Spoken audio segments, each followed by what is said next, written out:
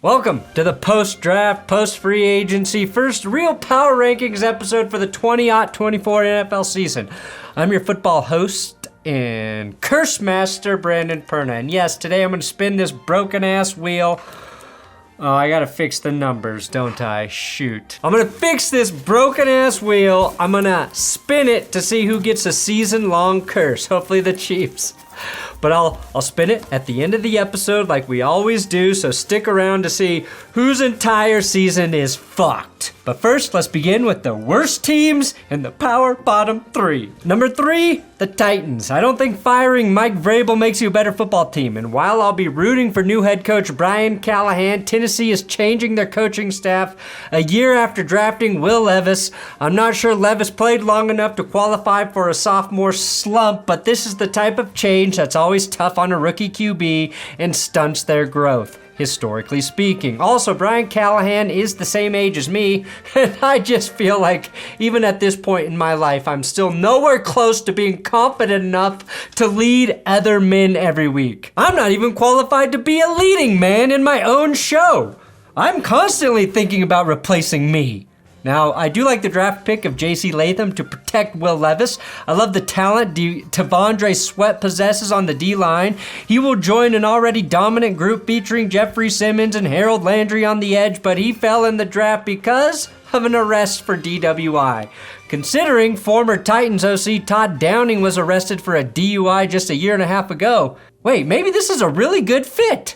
Number 2, the Commanders. Here's a conflicting statement. I think Jaden Daniels will have one of the most entertaining rookie QB seasons, post some very fun and possibly insane stat lines, but I don't think Washington is good or that those will translate to wins. Now, they addressed many of their issues. Their entire left side of their line has been upgraded. Zach Ertz is coming in, which will be a great third down target for Daniels. There are just so many new pieces, from quarterback to head coach to who the hell really believes Cliff Kingsbury's a good play caller, to the shuffling of over a dozen players that I think they just need time to develop together. Number 1, worst team, Panthers. Now, if I'm right, Carolina, at least you will be rewarded for being terrible in 2025 with the draft pick. The Panthers did add Spencer Rattler's top weapon from a year ago in receiver Xavier Leggett, so him and Deontay Johnson are definitely an upgrade over the corpses we saw them trotting out last year. If their big investments at guard pay off, this line could be a lot better.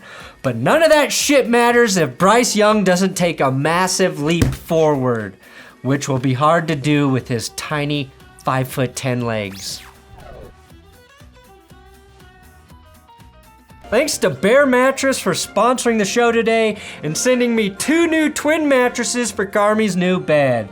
They're currently running their Memorial Day sale, and I have the biggest discount they offer just for you, my loyal viewers. Head to bearmattress.com/thatsgood and use code THATSGOOD to get 40% off your Bear Mattress.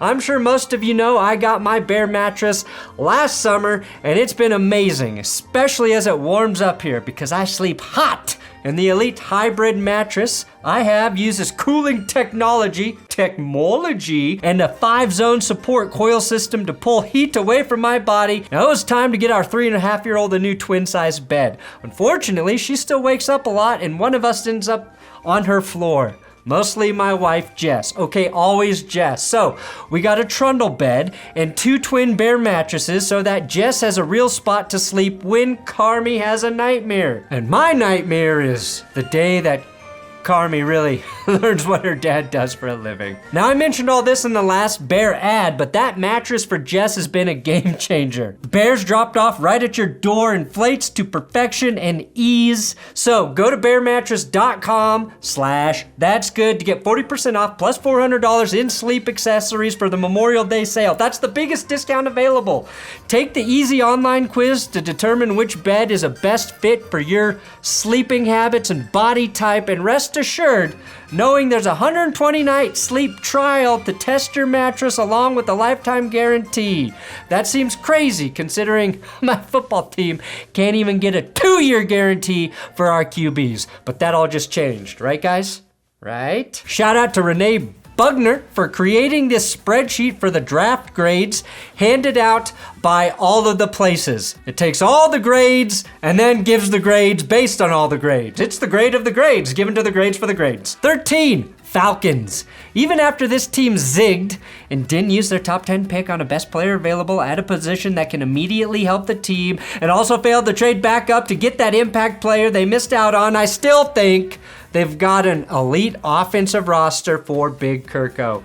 Forget the skill players. Their offensive line was a top 5 unit in pass blocking with Ritter and Heineke last season and top 10 in run blocking. Cousins is about to play behind possibly the best line of his career, and I think he cracks 5,000 passing yards. And I keep forgetting they signed Darnell Mooney, one of my favorite signings. 5,500 yards for Cousins. Number 12, the Colts. Indy. My biggest wildcard team in the NFL this season. Now, we really have no idea who Anthony Richardson as an NFL QB is yet, but fuck, I like their roster. And I love Shane Steichen, and I love Chris Ballard even more. It's bullshit.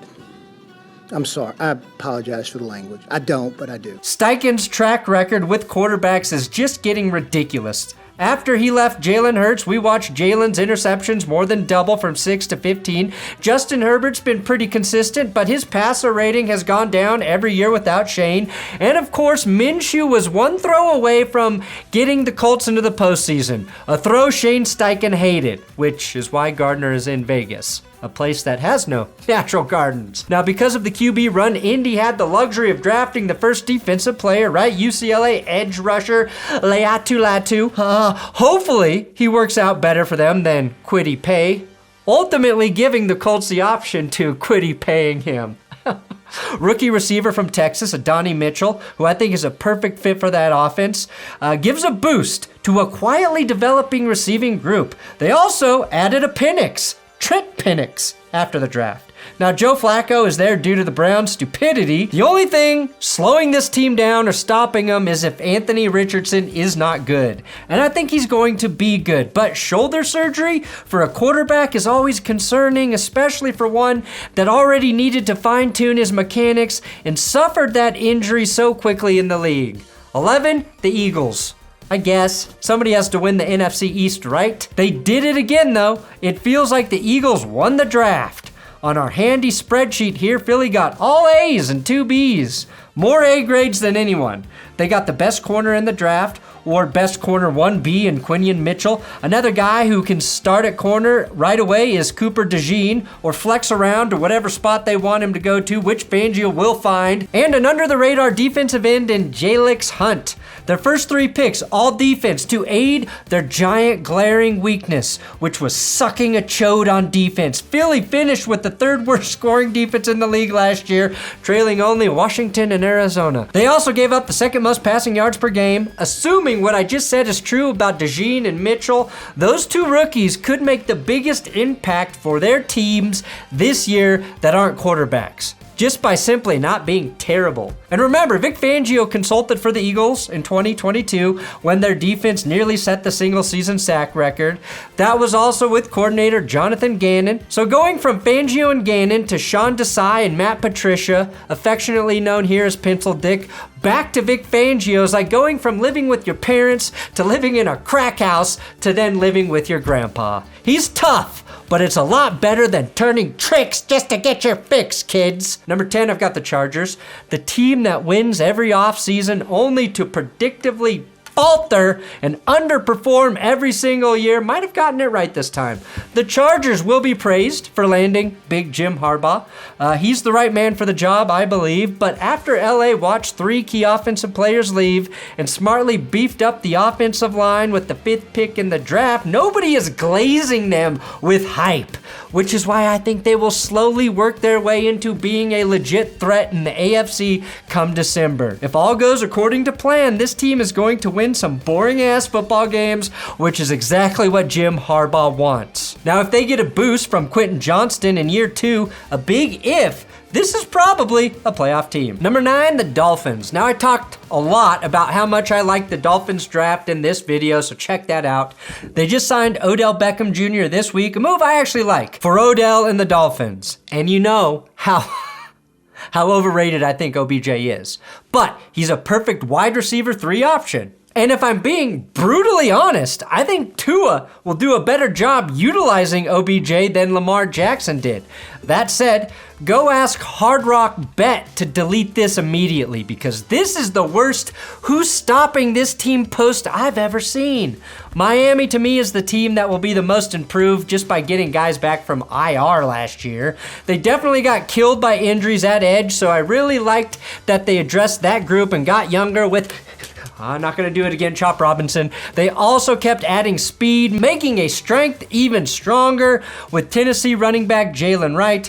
To me, this season comes down to getting home playoff games in Miami and advancing to the Super Bowl in a dome stadium where this offense can succeed. Keep these sea porpoises out of the freezing cold weather, and they just might make it. 8, the Texans. CJ Stroud had the lowest interception percentage in the league last year at 1%. That shit still blows my mind for a rookie.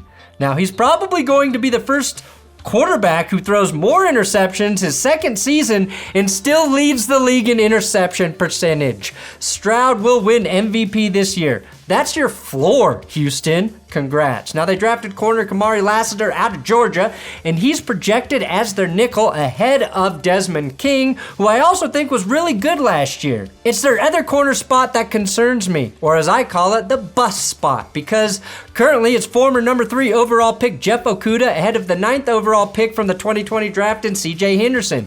Derek Stingley developed nicely last season, and he was a number 3 overall pick as well, giving the Texans the highest drafted group of corners on earth. My issue is Okudah and Henderson were not good last year. They've never lived up to the expectations of where they were drafted, and the Texans opted for a nickel guy, which wasn't necessarily a need. Now, I know Lassiter could end up in that number 2 spot with King back at nickel, and hindsight's a bitch, but knowing how this draft fell, if Houston would have kept their first round pick, number 23, they could have taken Terrion Arnold, possibly the best corner in the draft. Number 7, the Ravens. We all know the Chiefs got the fastest player in the draft, but the Ravens got the second fastest dude, Clemson corner Nate Wiggins. Wiggins was the 3rd corner selected, and the lengthy 6'1" speedster with great coverage skills goes to the defense that gave up the fewest points in 2023. I love that pick, but all I want to see is Lamar Jackson hand that ball to Derrick Henry. What would an offense with a 1,000-yard rushing QB and a 2,000-yard running back look like? Well, it'd be close to the 2019 Ravens offense when Lamar had 1,000 and Mark Ingram and Gus Edwards combined for 1,700 yards. 6, the Lions. Now, not to only focus on corners here, but Detroit got the guy I just said the Texans could have drafted in Alabama's Terrion Arnold. Now, he was probably a player Detroit didn't think they had a chance at drafting. A dream guy. A guy they were probably like, I wish we could have sucked a little more last year so we could draft him. Terrion Arnold plus Ennis Rakestraw with the addition of Carlton Davis should see the Lions with one of the most improved secondaries in the NFL. Also, Detroit signed a dude named Steel Chambers after the draft. Never has a Dan Campbell player been named so appropriately. Steel Chambers. The Rams might be my NFC Super Bowl favorites. I didn't think I could be excited about their defense sans Aaron Donald, but with Jared Verse and Braden Fisk, I am. Kyron Williams was the 3rd leading back last season with 1,144 yards, and he only played in 12 frickin' games. His 12 rushing touchdowns were tied with Derrick Henry, and his production got lost because Puka Nacua was insane. Assuming they really have the right combo on their offensive line, Stafford is going to be top 5 in all the QB stats, with another intriguing option to hand off to in Michigan back Blake Corum. 4, the 49ers. The Niners had a really nice offseason. They smartly let both Randy Gregory and Chase Young walk. 2 midseason acquisitions that just didn't pay the dividends they were hoping for. They kept Brandon Ayuk and Deebo Samuel for now and added a real X factor in the draft with Ricky Pearsall. They snaked Isaac Yadam from the Saints, a corner who played very well last season, and a much smarter pairing on their defensive front, in my opinion, with Leonard Floyd to play the edge opposite of Nick Bosa. They need Dre Greenlaw and Talanoa Hufanga to get healthy. Who knows when those guys will be ready to go, but until Brock Purdy plays like shit and Kyle Shanahan stops wearing his motocross cool dad hats, I believe in this team. 3. The Bills. Buffalo could have received unanimous F grades for their draft, and I'd still have them here.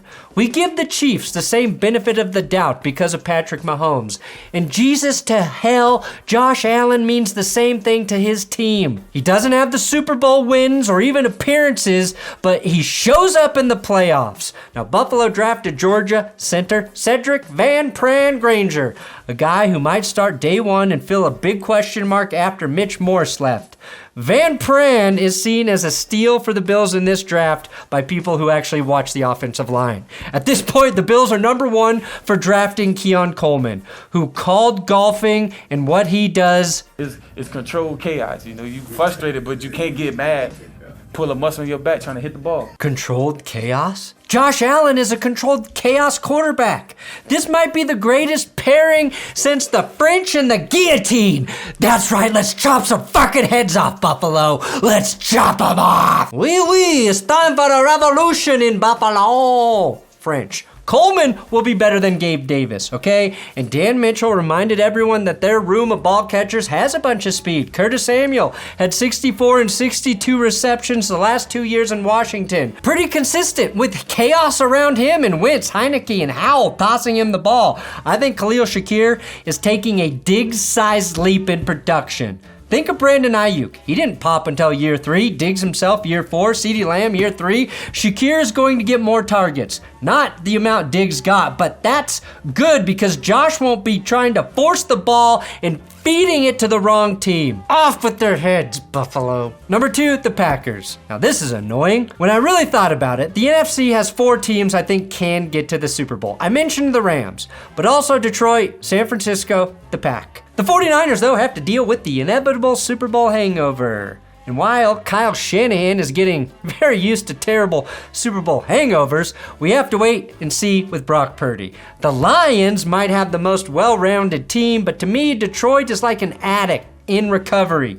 They used for so long that I can't trust them to stay on the wagon, stay clean. I hope for the best, but I am ready to pick them up out of the back alley gutter at a moment's notice. So why not go with the team that has a ton of young talent, with a gifted QB who should build on his first season, capped with a very solid draft, after making a rare splash in free agency with Xavier McKinney. It also seems like the football gods in true sadistic fashion would gift Tom Grossi a Super Bowl and the NFL draft in the same season, all while only very bad things happen to my Broncos. Now, if I had to tell you who I think is a better quarterback right now, Jordan Love or CJ Stroud, I'd have a tough time answering. They were both incredible in 2023. The Packers made a huge addition by subtraction move by firing defensive coordinator Joe Barry. If new DC Jeff is halfly better than Barry, Green Bay's defense will keep them in games.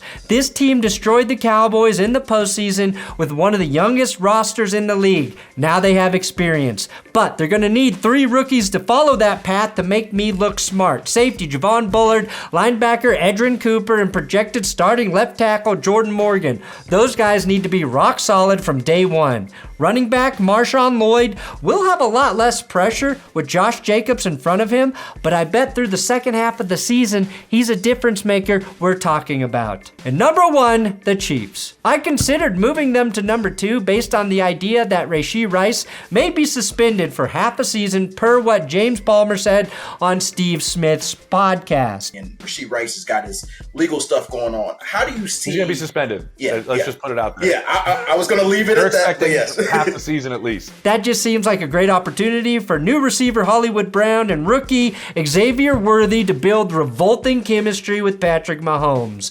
And the more I see from Hollywood Brown, the more I like the guy, which I fucking hate.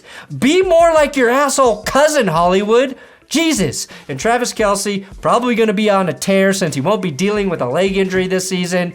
Then Rashee Rice will return while all those other guys are already playing well, and we're all going to be like, how the hell is any defense going to cover any of these weapons? The answer, those weapons must turn on themselves like Plaxico Burress. And unfortunately for me, the Chiefs have the claim to the number 1 spot until they prove otherwise, which of course will be the first time they lose this upcoming season, which hopefully will be week 1. All right, let's see which NFL team will be cursed for all of 2024. The most powerful curse ever. The season-long curse. It's falling. Don't fall over, curse wheel. Don't you dare fall over, you little sneaky bastard. Oh, 2? Oh, the Pack! Oh my God, no. Oh my God, no. Oh, want to know what's really funny? Okay, number 3, I put a secret on the back. I put a secret KC on back at number 3, so I thought we were going to get number 3. Got disappointed. Then saw it went to Tom's Packers at 2. Now I feel a little bit vindicated. Thanks for watching That's Good Sports. Stupid ass, dumbass, stupid power rankings. I appreciate you guys. Subscribe or whatever the fuck you want to do. It's your life, man. Do not let me tell you how to live it.